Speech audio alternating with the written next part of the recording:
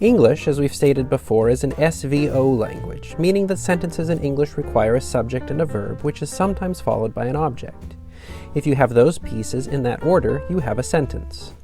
But we all know that sentences can be far longer and more complex than a subject, verb, and object. They can be full of other words and phrases, brimming with the vitality and artistry of additional descriptions, alterations, or details. That is where modifiers come in. Modifiers are not required in English sentences in the same way that subjects or verbs are, but if we ignore modifiers, we're missing out on so many of the coolest things that writers can do. Of course, you might be asking, what is a modifier? Like the name suggests, modifiers modify other sentence components. So your subject might be something like an avocet, but with a modifier, it can become a graceful avocet or a disgruntled avocet. Or you could modify a verb. If the avocet is whistling, it could be whistling plaintively or triumphantly.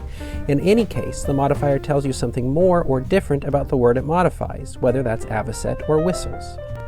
In previous videos, we talked about simple ways to identify verbs and nouns. Maybe a little anticlimactically, there won't be a simple test for modifiers. Modifiers come in far too many shapes and sizes to be contained by a single test. The fact is, though, if you're dealing with anything in your sentence that isn't the subject, verb, or object, you're probably working with a modifier.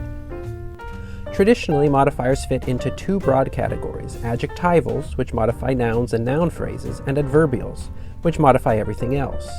But like we've made clear in previous videos, you don't really need to know the traditional categories to become a better writer. Grammar isn't about traditional rules or categories, it's about how the pieces of language fit together. So in the next several videos, we'll be taking a look at how modifiers connect to other sentence components. That is, while you don't really need to know whether a word is an adjective or not to write better, it is important to know where modifiers fit within noun phrases. The question then isn't so much whether a word is a modifier, but, as we've seen so many times before, whether a word is being used as a modifier in the sort of places where modifiers go.